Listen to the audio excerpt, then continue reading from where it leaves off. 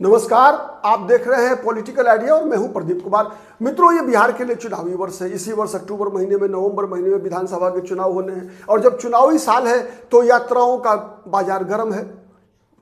हर दल के लोग, एक तरह से मैं कहूं तो नीतीश कुमार का महिला संवाद यात्रा चल रहा है, तेजस्वी यादव का मतदाता संवाद यात्रा चल रहा है और दो नए यात्राएं बिहार में शुरू होने वाली है और उन यात्राओं के माध्यम से भीम का आशीर्वाद प्राप्त करने के लिए बिहार का दो युवा नेता इसी हफ्ते निकलने वाले हैं। पहली यात्रा जो पहले से घोषित है उसकी मैं चर्चा कर दूं कि बहुजन भीम संवाद यात्रा निकालने की घोषणा चिराग पासवान 18 तारीख से कर चुके हैं। बिहार शरीफ से होना है उसकी घोषणा। उसकी शुरुआत नीतीश कुमार के घर से, नालंदा जिले से। और दूसरी यात्रा जिसकी शुरुआत हो रही है वो यात्रा है कन्हैया कुमार की यात्रा। कन्हैया कुमार भी बाबा साहब भीमराव अंबेडकर का आशीर्वाद प्राप्त करने के लिए ही इस बार न्याय संवाद यात्रा निकालने जा रहे हैं और उसकी शुरुआत दरभंगा से हो रही है। दरभंगा से न्याय संवाद यात्रा की शुरुआत हो रही है और दरभंगा से जब न्याय संवाद यात्रा की शुरुआत हो रही है तो उसका उद्घाटन करने के लिए कांग्रेस के सुप्रीमो राहुल गांधी भी आ रहे हैं।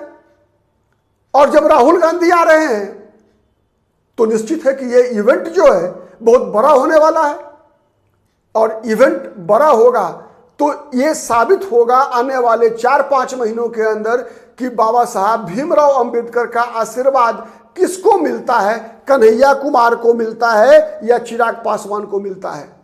सबसे पहले समझने की जरूरत यह है कि क्यों इस प्रकार की यात्राओं पे दोनों युवा नेता चल पड़े हैं। सबसे पहले चिराग पासवान की बात मैं करता हूं, चूंकि यात्रा की घोषणा पहले उन्होंने किया।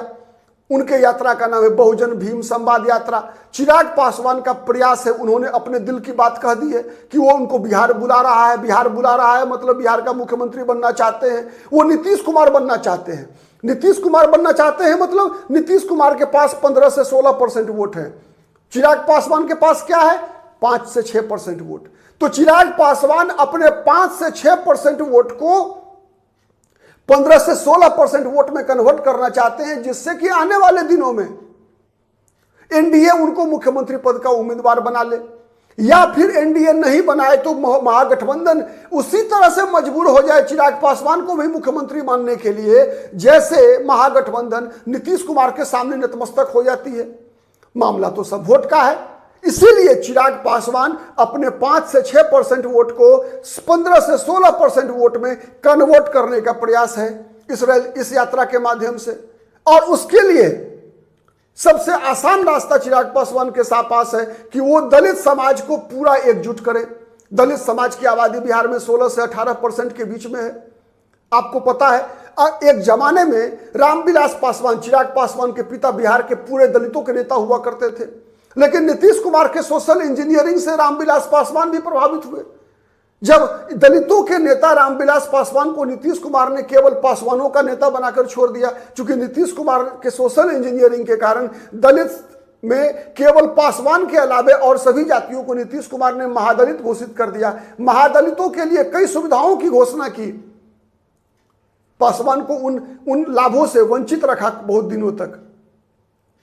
तो उसी घटना के बाद रामविलास पासवान का कद दलित राजनीति में थोड़ा सा आधार में, कद की बात मैं नहीं कर रहा, कद उनका बरकरार रहा है अभी भी, लेकिन उनके पास वोट्स घट गए। उनका जो, चूंकि राजनीति में मोल भाव करने के लिए नेताओं के पास वोटों की संख्या ही उसकी ताकत है, तो रामविलास पासवान का आधार खिसक गया। तो उस आधार को फिर से पाने के लिए चिराग पासवान बहुजन भीम संवाद यात्रा पे निकल रहे हैं। अब बात करते हैं कन्हैया कुमार की। तो कन्हैया कुमार का न्याय संवाद यात्रा जब प्रेस कॉन्फ्रेंस उन्होंने किया आज, तो स्पष्ट बताया, कल किया प्रेस कॉन्फ्रेंस, स्पष्ट बताया कि उनका मकसद क्या है, किन सवालों को लेकर जा रहे हैं वो न्याय संवाद यात्रा में। तो कन्हैया कुमार उन्हीं सवालों को लेकर जा रहे हैं न्याय संवाद यात्रा के माध्यम से, जिन सवालों को राहुल गांधी ने उठाना शुरू किया है। सवाल क्या है? सवाल यह है कि दलितों को, पिछड़ों को, अब तक विशेषकर दलितों को, उनको उनकी आबादी के अनुपात में उनको समाज जीवन के शैक्षणिक, राजनीतिक और आर्थिक क्षेत्रों में उनको उनका प्रतिनिधित्व क्यों नहीं मिला।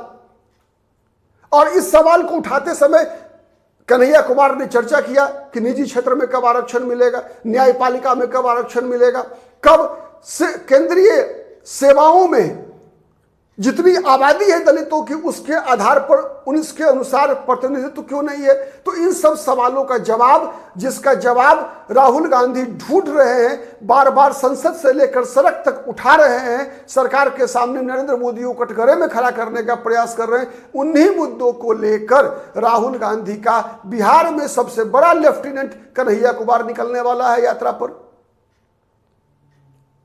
अब इस पे जनता कितना भरोसा करती है ये देखने की बात होगी। क्यों, इसलिए मैं बता रहा हूं भरोसा करेगी, इसके कई कारण हैं। इसके सबसे बड़ा कारण क्या है कि देखिए, राहुल गांधी का विगत के 6 महीनों के अंदर जो एक परिवर्तन हुआ है वो 360 डिग्री का है।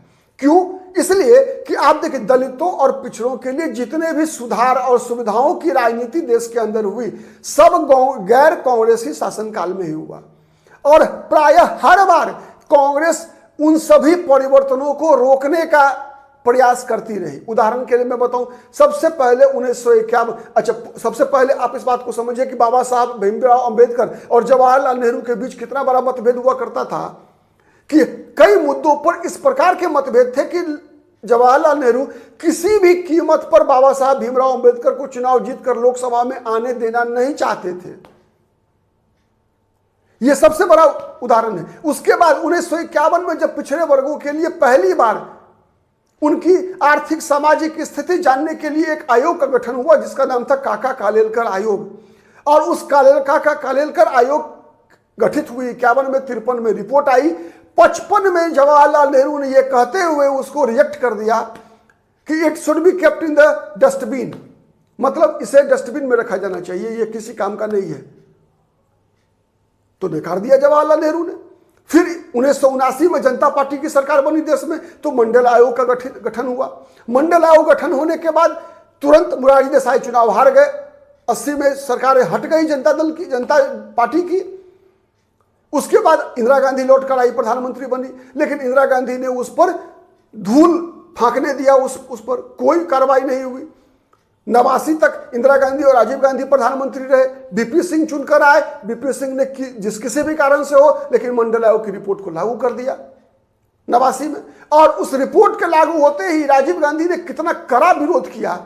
कोई भी व्यक्ति गूगल करके राजीव गांधी का लोकसभा में दिया गया भाषण पढ़ सकता है, सुन सकता है। और सड़कों पे बिहार से लेकर दिल्ली तक कांग्रेस के जितने भी नेता थे सब लोगों ने एक तरह से हिंसक विरोध किया था। तो ये तो इतिहास है। उसके बाद भी 2011 में जब जनगणना हुई, जातिगत जनगणना हुई, तो उस रिपोर्ट को कांग्रेस पार्टी की मनमोहन सिंह की सरकार ने 2014 तक रही प्रकाशित नहीं किया। इवन बिहार की में आजादी के बाद लगातार आप देखेंगे मुख्यमंत्रियों की सूची अगर देखेंगे आप, तो आपको शायद ही कोई दलित पिछड़ा वर्ग का नेता मुख्यमंत्री के रूप में मिलेगा अभी तो 2-4 महीना के लिए, दिखावे के लिए। लगातार बिहार में अगर कांग्रेस के मुख्यमंत्रियों की सूची देखेंगे आप, तो ब्राह्मण राजपूत एक भूमिहार ही लगभग 47 से 61 रहे लगातार श्री कृष्ण सिंह। उसके बाद से ब्राह्मण राजपूत, पहला 4 मुख्यमंत्री केवल सबके सब सवर्ण जाति से थे। 5 डॉक्टर श्री कृष्ण सिंह, उसके बाद दीप नारायण सिंह, उसके बाद पंडित विनोदानंद झा, फिर महामाया प्रसाद सिन्हा और केबी साहय। 6ठे नंबर पर किसी पिछड़े दलित मुख्यमंत्री का नाम आया, भोला पासवान शास्त्री। सही में वास्तव में 3 बार बने, लेकिन कितने कितने दिनों के लिए बने ये रिकॉर्ड में है।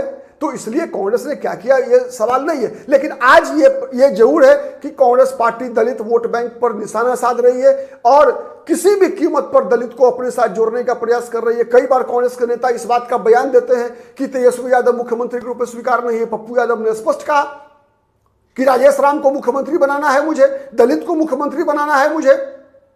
तो कांग्रेस के खेल में यह भी है। तो इसीलिए देखना है कि इस चुनाव में 2025 के विधानसभा चुनाव में बाबा साहब भीमराव अंबेडकर का आशीर्वाद किसको मिलता है ज्यादा, चिराग पासवान को या कन्हैया कुमार को। आज के लिए इतना ही। बहुत बहुत धन्यवाद। नमस्कार। जय हिंद, जय भारत।